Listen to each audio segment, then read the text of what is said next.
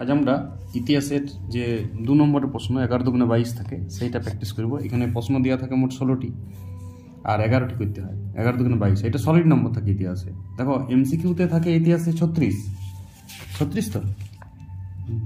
20 আর 16তে 36, তো 36 নম্বরে short question থাকে, বিভিন্ন ধরনের শর্ট কোয়েশ্চেন থাকে 16 নম্বরে, আর 20 নম্বর এমসিকিউ থাকে। এর আগে আমি একটা 20 নম্বর এমসিকিউ ভিডিও দিচ্ছি, সেটাও ডিটেলসে করতে হয়। আর এই 2 নম্বরগুলো লেখার স্টাইল দিচ্ছি আমি এখন। 11×22 কী করে 2 নম্বরের উত্তর ইতিহাসে লিখবে। দেখো এইটাতে আমরা সবাই কেয়ার দিই না, এই 22 নম্বর কিন্তু সলিড থাকে, আর এই 22 নম্বরেই সবাই লুজ ঝাড়ে, মানে ওইখানেই অনেক নম্বর কম পেয়ে যায় 22 নম্বরটা। কিন্তু অ্যাকচুয়াল এই 22 নম্বরে অনেক লিখতে হয়, এবং 22 নম্বর যদি ঠিক করে লেখা হয় প্রত্যেকটা পেজে, 16টি প্রশ্ন থাকে 22 নম্বরে, 16টি প্রশ্ন অ্যাটেম্প করবে, 11টা করার দরকার নাই। যারা প্র্যাকটিস করছে, এখন আমরা টেস্ট পেপার থেকে করছি, এইটা এবিডি টেস্ট পেপার 24-25 সাল 202 পেজ, হ্যাঁ 202 পেজ 24 পার। সেখানে আমরা 2 নম্বরের কোয়েশ্চেন বিভাগ গয়ে যেটা আছে, প্রতিটির মান 2, সেটি লেখার স্টাইল এবং প্রতিটি প্রশ্নের একটা এক্সট্রা লিখবো, যাতে করে এইগুলাই কখনো কখনো 4 নম্বর পড়ে, আবার এইগুলাই 6 পড়ে। তুমি দেখবে ইতিহাস পেজটা খুলবে, 5টা পেজ করলেই কভার হয়ে যাবে।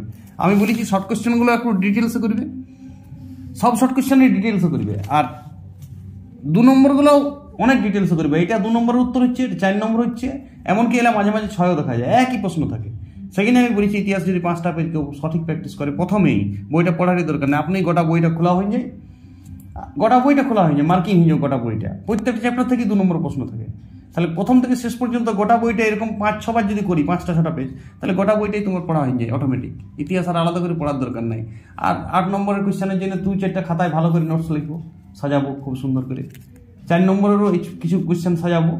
আর 2 নম্বরগুলো আসল কাজে দেবে 2 নম্বর প্র্যাকটিসটা। তো আমরা শুরু করছি আজকে। দেখো এখানে 3-এর দাগের প্রশ্ন একে আছে, সোমপ্রকাশ পত্রিকায় নারীদের কোন কোন বিষয়ের উপর আলোকপাত করেছিলেন। উত্তর হচ্ছে, এখানে উত্তর আছে, সোমপ্রকাশ পত্রিকাটি ঈশ্বরচন্দ্র বিদ্যাসাগরের প্রভাবে পণ্ডিত দ্বারকানাথ বিদ্যাভূষণের সম্পাদনায় 1858 সাল, এই যে সাল যে তথ্য দিচ্ছি আমরা, 1858 সালে প্রকাশিত হয়। বলিছে প্রশ্ন, সোমপ্রকাশ কোন কোন বিষয়ে আলোকপাত করা যায়। সোমপ্রকাশ পত্রিকাটি দ্বারকানাথ বিদ্যাভূষণের লেখা, এই দুটি আমি এক্সট্রা তথ্য দিলাম। আর তারপর এখানে বলেছে কোন কোন বিষয়ের উপর প্রভাব বিস্তার করে আলোকপাত করা হয়, বিধবা বিবাহ আর স্ত্রী শিক্ষা বিস্তার। বাস এইটা 2-2 যে লিখবে 2-2 পাবে, এবং ভালো উত্তর। আমরা একটা সাল দিয়েছি, প্রশ্নটা বলে নেই তাও, এবং এমন কে সোমপ্রকাশ পত্রিকার প্রকাশকের নাম দিয়েছি। তারপরে 2টা বিষয়, যে 2টা বিষয় প্রশ্ন সে 2টা, এইভাবে উত্তরটা লিখতে হবে। 3-2 দাগের প্রশ্ন, সবাই টেস্ট পেপারটা খুলবে।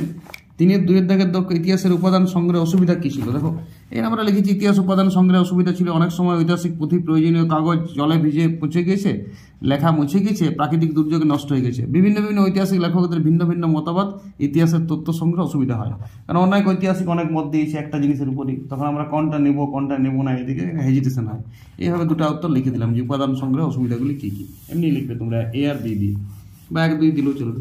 এরপর 3-এর দাগের প্রশ্নটা, 3 আইন কি। দেখো 3 আইন কি, প্রশ্নটা আছে 3 আইন কি। উত্তর আমি লিখছি, হুতুম পেচার নকশা গ্রন্থ কোনটা, আচ্ছা 3-এর দাগের প্রশ্নটা যে হুতুম পেচার নকশা গ্রন্থে বাবু সম্প্রদায়ের উপর আলোকপাত করা হয়েছে। হ্যাঁ, বাবু সম্প্রদায় আলোকপাত করা হয়েছে। হুতুম পেচার নকশা গ্রন্থে বাবু সম্প্রদায়ের উপর আলোকপাত করা হয়েছে। বুঝছি, হুতুম পেচার নকশা গ্রন্থটি এত সালে রচনা করা, কালীপ্রসন্ন সিংহের ছদ্মনামে এটা লিখিত। হুতুম পেচার ছদ্মনামে এটা প্রকাশ করতে 1861 সাল, আর কালীপ্রসন্ন সিংহ এর প্রকাশক। এটি ব্যঙ্গ বিদ্রুপাত্মক রচনা, এখানে কলকাতার ধনী নব্য বাবু সম্প্রদায় চিত্র অঙ্কন করে তাদের নিন্দা করতেন, এবং পাশ্চাত্য সংস্কৃতির অন্ধ অনুকরণকারীরা এবং জোচ্চুরি ফন্দিবাজি প্রচুর অর্থ উপার্জন করত, সেটা যাতে বন্ধ হয় সেই জন্য একটা ব্যঙ্গাত্মক রচনা। এটা একটা শিক্ষা, সমাজকে শিক্ষা দেওয়া হতো। 3-4 দাগের প্রশ্ন, 3 আইন কি। দেখো 1855 খ্রিস্টাব্দে ভারতীয় ব্রাহ্ম সমাজের নেতা কেশবচন্দ্র সেন সমাজে প্রচলিত বাল্য বিবাহ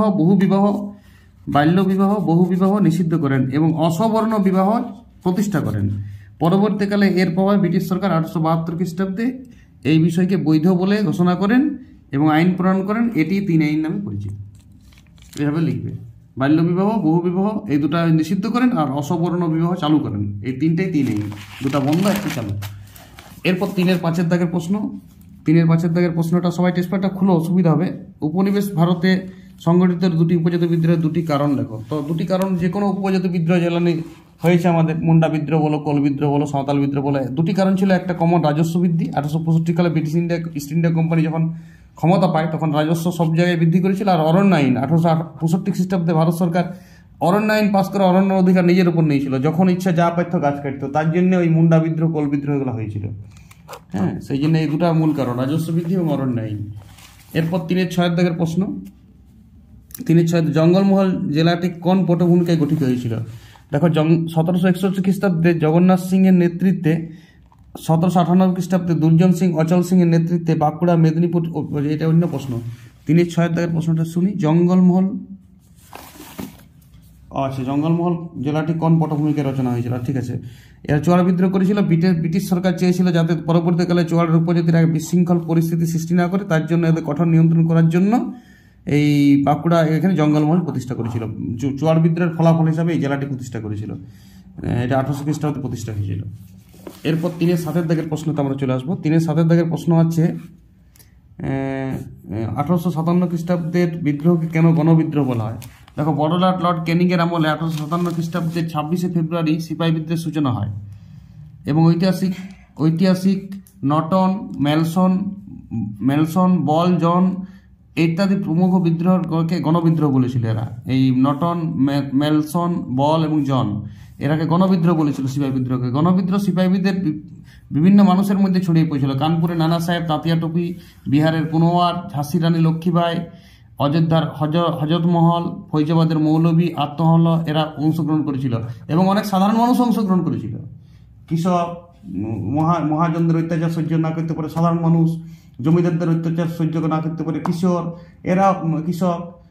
মজুর, মুটে, কুলি সবাই অংশগ্রহণ করেছিল বলেই একে শুধু সিপাহীরা তো অংশগ্রহণ করেছিল, তার পাশাপাশি সমাজের নানা বর্গের লোক এতে অংশগ্রহণ করেছিল নানান কষ্ট শ্লেষ নিয়ে। সেই জন্য এটাকে গণবিদ্রোহ বলেছেন এইসব লোকেরা, ঐতিহাসিকরা। এরপর 3-8 দাগের প্রশ্ন আমি দেখাবো। 3-8 দাগের প্রশ্ন আছে আনন্দমঠ উপন্যাস সন্তান দলের উদ্দেশ্যে কি লেখা ছিল?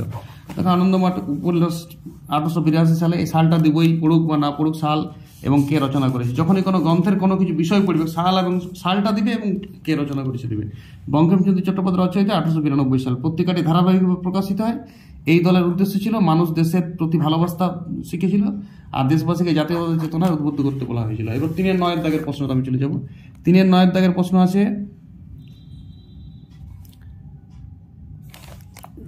3-9 দাগের প্রশ্ন আছে ছাপাখানার প্রতিষ্ঠা শিক্ষা প্রসারে কি বিশেষ সুবিধা হয়েছিল? দেখো, জার্মানির জোহেন্সবার্গ, গোটারবার্গ 1454 খ্রিস্টাব্দে প্রথম ছাপাখানা তৈরি করেছিল পৃথিবীতে। আর ভারতে পর্তুগিজরা 1536 খ্রিস্টাব্দে প্রথম গোয়াতে ছাপাখানা করে ভারতের মধ্যে আর ছাপাখানা প্রতিষ্ঠা করে। ছাপাখানার প্রতিষ্ঠা শিক্ষার প্রসারের সুবিধাগুলো হলো ছাপাখানা জ্ঞানের প্রসার ঘটেছিল, এর ফলে দ্রুত বই ছাপা হতো, বিভিন্ন শ্রেণীর মানুষের কাছে হাতে বই পৌঁছে গেছিল, বই ছাপার উপর শ্রমও কমে গেছিল। এইটা। আর উইলকিনসন ওই ছাপাখানাটা করেছিল, ওটা কই লিখেছিল, ওটা একটা বাংলাতে, যেটা 1778 সালে বইটা তৈরি করেছিল, ওটা লিখে শুরুতে।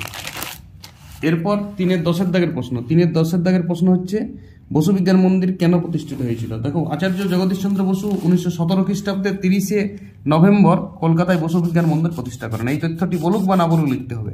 বোস ইনস্টিটিউট প্রতিষ্ঠা করেন। তিনি দেশ ভ্রমণ করেছিল, বিজ্ঞান চর্চার ক্ষেত্রে তার অভিজ্ঞতা অর্জন করেছিল এবং সেখানে বিজ্ঞান চর্চার জন্য ফিজিক্স, কেমিস্ট্রি, পরিবেশ বিজ্ঞান, বায়োলজি, উদ্ভিদবিদ্যা প্রচুর গবেষণা হতো। এই জন্য তিনি বসু বিজ্ঞান মন্দির প্রতিষ্ঠা করেছিল। এরপর 3-11 দাগের প্রশ্ন। 3-11 দাগের প্রশ্ন সবাই করবে, হালিপথা কি?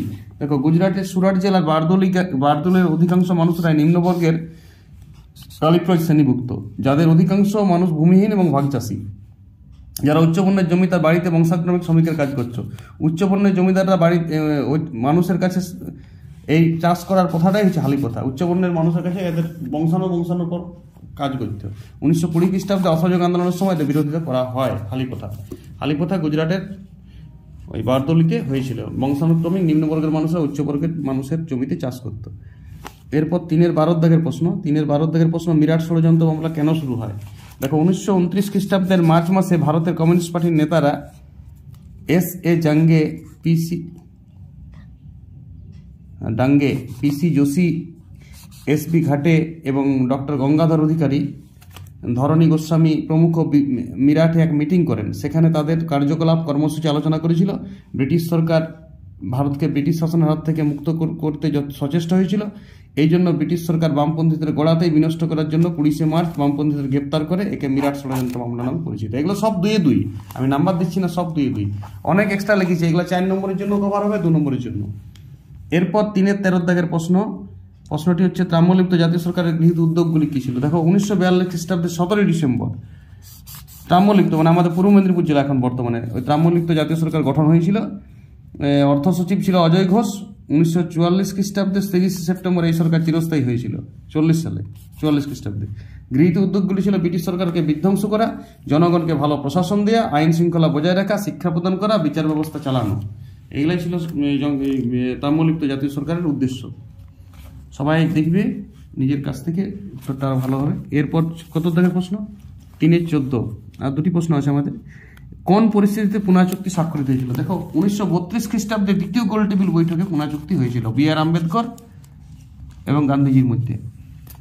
তখন এই বিষয়ে আম্বেদকর গান্ধীজির মতবিরোধ হয়েছিল ওই আইন প্রণয়নটা নিয়ে। ব্রিটিশ সরকার সাম্প্রদায়িক বাটোয়ারা নীতি প্রয়োগ করে দলিত শ্রেণীকে পৃথক নির্বাচনের অধিকার দেওয়া হয়। গান্ধীজি এটা মেনে নিতে পারেননি। আমরণ অনশন করার জন্য মেটানোর জন্য আম্বেদকর এবং গান্ধীজি 1932 সালে পুনাতে চুক্তি করেছিল। আম্বেদকর দলিতদের নিম্ন সম্প্রদায়ের ভুক্ত মেনে নেয় এবং গান্ধীজি নির্বাচনে দলিতদের 78টি থেকে 152টি আসন সংরক্ষণের দাবি মেনে নেয়। এই হচ্ছে এখানে মিটমাটটা যেটা হয়েছিল। সবাই বই থেকেও পড়তে পারো, এই খাতাটা থেকে ডাইরেক্ট উত্তর রেডি করতে পারো। প্রশ্নগুলো সব ইম্পর্টেন্ট খুব। কোন প্রেক্ষাপটে রাজ্য পুনর্গঠন কমিশন গঠন হয়। দেখো 1953 খ্রিস্টাব্দের আগস্ট মাসে স্বাধীন ভারতের প্রথম প্রধানমন্ত্রী জওহরলাল নেহরু স্বাধীন ভারতের যে অঙ্গরাজ্য ছিল তার সীমানা নির্ধারণ করার জন্য, অর্থাৎ কোন রাজ্য কতটা সীমানা জুড়ে থাকবে তা নির্ধারণ করার জন্য রাজ্য পুনর্গঠন কমিশন গঠন করে। এটা মূলত ভাষার ভিত্তিতে পরে রাজ্য ভাগ করা হয়েছিল 14টি রাজ্যে ভারতকে। স্বাধীন ভারতের প্রথম এইটা গৃহীত ডিসিশন জওহরলাল নেহরু নিয়েছিল এবং তার আরও অনেক লোক সাহায্য করেছিল। এরপর 3-এর 16 দাগের প্রশ্ন, আজকে লাস্ট প্রশ্ন। কোন পরিস্থিতিতে সরকারি আইন পাস হয়, সরকারি ভাষা আইন পাস হয়। দেখো 1955 খ্রিস্টাব্দে সরকারি ভাষা কমিশন গঠন করা হয়। সরকারি ভাষা হিসাবে হিন্দি ভাষাকে স্বীকৃতি দেওয়া হয় এবং বলা হয় হিন্দি ভাষাতে কেন্দ্রের সঙ্গে অন্যান্য রাজ্যগুলি সংযোগ রক্ষা হবে। এতে দক্ষিণ ভারতের বিভিন্ন ভাষার মানুষ সমস্যার সম্মুখীন হয় এবং তারা বিক্ষোভ দেখায়।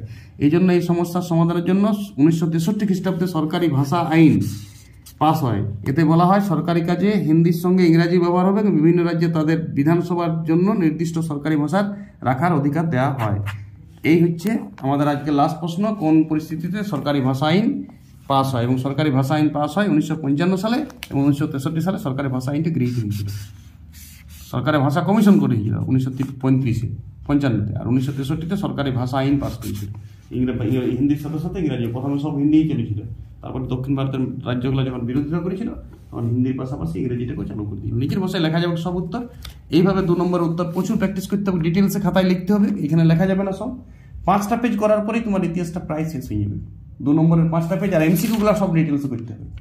4 নম্বরে করার দরকার নেই এখন। 4 নম্বর আপনিই দেখবে সব উত্তর হয়ে আসে। দেখবে তুমি 5টা পেজ করার পর নতুন 4 নম্বর খুঁজবে, তুমি হয় 2-এ নাহলে 1-এ ডিটেলসে করে দিয়েছে, ফলে 4 নম্বর নিজেই লিখতে পারবে। তারপর এইভাবে গোটা বইটা ইতিহাস শেষ হবে খুব কম সময়ের মধ্যে। 1 মাসের মধ্যে তুমি যদি 1 মাসের মধ্যে 5টা-6টা পেজ সম্পূর্ণ করো, যে কোনো প্র্যাকটিস বুক থাকে, প্রিভিয়াস ইয়ার হলেও চলবে, মাধ্যমিকে পড়া কোয়েশ্চেনগুলো আরও ভালো। ওটা করতে পারলে আরও ভালো, 23, 21, 18, 17 করতে পারলে আরও ভালো, কারণ ওগুলো পড়ে আসে অলরেডি প্যাটার্নটা। এমসিকিউ 36 নম্বরের ডিটেলসে 1 নম্বরের যে প্রশ্নটা পড়েছে সেটা না, তার সঙ্গে আরও 2-3টা প্রশ্ন উত্তর করে দিতে হবে। আর এইভাবে খাতায় লিখতে হবে 2 নম্বরগুলো পুরো ঝাড়িয়ে। 1 নম্বরগুলো খাতায় লিখতে পারো তুমি এক্সট্রা। 5টা পেজ 1 আর 2 করার পর নতুন ইতিহাসের কোনো প্রশ্নই মনে হবে না, সে 1%, 2% প্রশ্ন নতুন থাকবে। ওকে, সবাই ভিডিওটা ভালো করে দেখো, খাতায় লেখো নাও সব উত্তরগুলো পাওয়া মুশকিল, অনেক বই থেকে খুঁজে উত্তরগুলো বার করতে হয়েছে। এইভাবে আমার সাথে থাকলে 5টা-10টা পেজ আপনাদের 2 নম্বর প্র্যাকটিস করানো হবে। আমার সাথে প্র্যাকটিস পাবে, সব উত্তর পাবে খাতায় রেডি উত্তর, একদম কি সাল পাবে, তথ্য পাবে। এরকম কোনো ভাষাগত উত্তর না, ইতিহাসে শুধু ভাষা দিয়ে উত্তর লিখলে হবে না, সাল, তথ্য দিয়ে, ডাটা দিয়ে উত্তর লিখতে হবে। সাথে থাকবে অনেক পড়াশোনা করো সবাই। ওকে।